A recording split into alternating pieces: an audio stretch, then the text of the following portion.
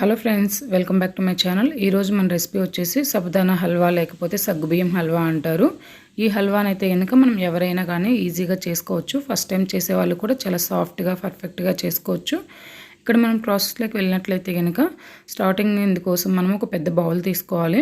ఈ బౌల్లో అయితే కనుక మనం 1.5 కప్పు వరకు సగ్గుబియ్యం తీసుకోవాలి. ఇలా మనం ఇవన్నీ కూడా మెజర్మెంట్లతో తీసుకోవాలి. ఇక్కడ ఇలా తీసుకున్నటువంటి సగ్గుబియ్యాన్ని అంతటిని కూడా ఒకసారి వాష్ చేసుకోవాలి. ఇలా వాష్ చేసుకోవడం వల్ల మనకు సగ్గుబియ్యంలో ఏమైనా డస్ట్ పార్టికల్స్ ఏమైనా ఉన్నట్లయితే కనుక మనకు రిమూవ్ అయిపోతాయి. ఇలా వాష్ చేసుకున్న తర్వాత మనం ఏ కప్పుతో అయితే కనుక సగ్గుబియ్యం తీసుకున్నామో అదే కప్పుతో 2 కప్పుల వరకు వాటర్ తీసుకోవాలి. ఇలా తీసుకున్నటువంటి సగ్గుబియ్యాన్ని వాటర్ని 2 నుంచి 3 అవర్స్ పాటు అయితే కనుక మనం నానపెట్టుకోవాలి. టైం లేదు అనుకున్నప్పుడు 2 అవర్స్ అయినా మనకు సరిపోతుందండి.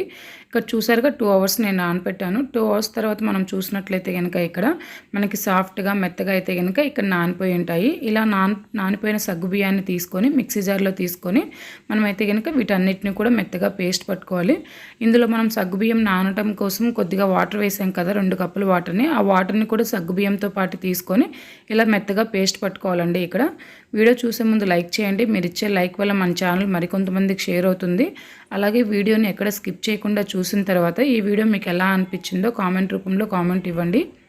మనం తీసుకున్నటువంటి సగ్గుబియ్యాన్ని మొత్తాన్ని కూడా పేస్ట్ పట్టుకొని ఈ విధంగా ఒక బౌల్లోకి తీసుకొని సెపరేట్ చేసుకున్నాను. ఈ సగ్గుబియ్యం పేస్ట్ అయితే కనుక చాలా సాఫ్ట్గా మెత్తగా ఉండాలండి. తర్వాత స్టవ్ పైన ఒక కడాయి పెట్టుకొని కడాయిలో అయితే కనుక 2 టేబుల్ స్పూన్ల వరకు నెయ్యిని తీసుకున్నాను. ఈ నెయ్యిలో అయితే కనుక మనం చేసేటువంటి హల్వాకి అయితే కనుక కొద్దిగా జీడిపప్పు పలుకులు అనేవి ఎక్కువగా పడతాయి. ఇక్కడ చూసారుగా నేనైతే కనుక జీడిపప్పు పలుకులను అయితే కనుక ఒక గుప్పెడు పలుకులు తీసుకున్నాను. ఈ విధంగా తీసుకున్నటువంటి జీడిపప్పు పలుకుల్ని మనము రోస్ట్ అవ్వనీయకోకుండా ఇలా 1-2 సార్లు కలపెట్టుకొని ఇవి కొద్దిగా కలర్ మారిన తర్వాత మనమైతే కనుక మళ్ళీ అదే ప్లేట్లోకి తీసుకొని పక్కన పెట్టుకోవాలి. జీడిపప్పు వేయించిన కడాయిలోనే సగం కప్పు వరకు షుగర్ని తీసుకొని కొద్దిగా వాటర్ వేసుకొని షుగర్ మొత్తం కరిగేంత వరకు ఈ విధంగా అయితే కనుక మనం మెల్ట్ చేసుకోవాలి షుగర్ని. ఇక్కడ మెల్ట్ అయిపోయిన తర్వాత అందులోంచి కూడా ఇక్కడైతే కనుక మనకి బబుల్స్ వస్తాయి.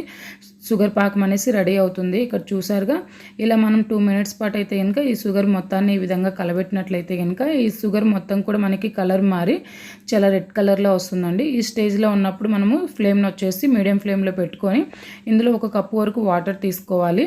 ఇక ఈ కప్పు అనేసి మనం సగ్గుబియ్యం ఏ కప్పుతో తీసుకున్నామో ఆ కప్పుతో 1 కప్పు వాటర్ తీసుకొని వీడియోలో చూపిస్తున్నట్లుగా కొద్దిగా వాటర్ వేసుకోవాలి. వాటర్ మొత్తం ఒకేసారి వేసినట్లయితే కనుక చిటపటలాడుతాయండి.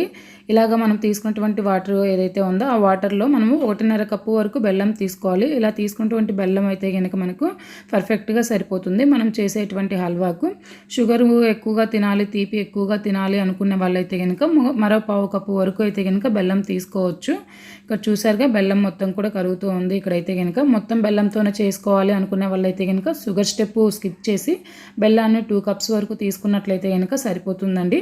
ఇక్కడ బెల్లం మొత్తం మెల్ట్ అయిపోయిన తర్వాత ఇక్కడ మనం ఏదైతే ముందుగా తీసుకున్నామో సగ్గుబియ్యం పేస్ట్ని, ఆ సగ్గుబియ్యం పేస్ట్ని మొత్తాన్ని వేసుకొని సగ్గుబియ్యం పేస్ట్ ఉండలు లేకోకుండా ఈ విధంగా మిక్సర్ తీసుకొని మొత్తాన్ని అయితే కనుక మనం ఒక 1 సైడే తిప్పుకుంటే ఈ విధంగా హల్వాకి అయితే కనుక రెడీ చేసుకోవాలి. ఇలా మనం 2 మినిట్స్ పాటు మనం తిప్పుకున్నట్లయితే కనుక చూసారుగా ఇక్కడైతే కనుక మనకి కడాయికి అంటుకోకుండా అయితే కనుక మనకి హల్వా అయితే కనుక రెడీ అయిపోతుంది. ఈ స్టేజ్లో ఉన్నప్పుడు మనం 1-4 టేబుల్ స్పూన్ల నెయ్యిని తీసుకొని ఈ విధంగా కలబెట్టుకోవాలండి. ప్రతిసారి నెయ్యి వేసుకున్న ప్రతిసారి ఇలా 4 టేబుల్ స్పూన్లు మనం తీసుకున్నట్లయితే కనుక ఈ హల్వాకు పర్ఫెక్ట్గా సరిపోతుంది. ఇక్కడైతే కనుక చాలా టేస్ట్గా ఉంటుందండి. ఖచ్చితంగా ట్రై చేయండి. మీరు ట్రై చేసిన తర్వాత మీకు ఎలా అనిపించిందో కామెంట్ రూపంలో కామెంట్ ఇవ్వండి. ఇక్కడ అదేవిధంగా మనం ముందుగా ఏదైతే కనుక జీడిపప్పు పలుకుల్ని వేయించుకొని పెట్టుకున్నామో ఆ జీడిపప్పు పలుకుల్ని కూడా ఈ విధంగా వేసుకొని హల్వాకు మొత్తానికి పట్టే విధంగా కలుపుకోవాలి. తర్వాత కొద్దిగా ఇలాచీ పౌడర్ని కూడా వేసుకొని ఈ ఇలాచీ పౌడర్ కూడా హల్వాకు పట్టే విధంగా ఈ విధంగా మొత్తాన్ని కలబెట్టుకోవాలండి. ఇలా 2 మినిట్స్ తర్వాత మనం స్టవ్ ఆఫ్ చేసి ఒక ప్లేట్లోకి సర్వ్ చేసుకున్నట్లయితే కనుక మనకి పిల్లలు కానీ పెద్దవాళ్ళు కానీ ఎంతో ఇష్టపడి అయితే కనుక సగ్గుబియ్యం హల్వా అయితే కనుక రెడీ అయిపోయింది. ఈ హల్వాని అయితే కనుక మనం 1 అవర్ తర్వాత చూసినట్లయితే కనుక ఇలా చల్లారిపోయిన తర్వాత మనకు నచ్చిన షేప్లో కట్ చేసుకొని తినవచ్చండి. చాలా బాగుంటుంది. ఫస్ట్ టైం చేసేవాళ్ళు కూడా చాలా ఈజీగా చేసుకోవచ్చు. ఈ హల్వాను సమ్మర్లో కనుక మనం చేసుకొని తిన్నట్లయితే కనుక మన శరీరంలో ఉన్నటువంటి వేడిని తగ్గించడంలో కూడా చాలా ఉపయోగపడుతుంది. ఈ వీడియో మీకు నచ్చినట్లయితే కనుక ఖచ్చితంగా మీరు ట్రై చేసి మీకు ఎలా అనిపించిందో కామెంట్ రూపంలో కామెంట్ ఇవ్వండి. Thank you for watching my channel.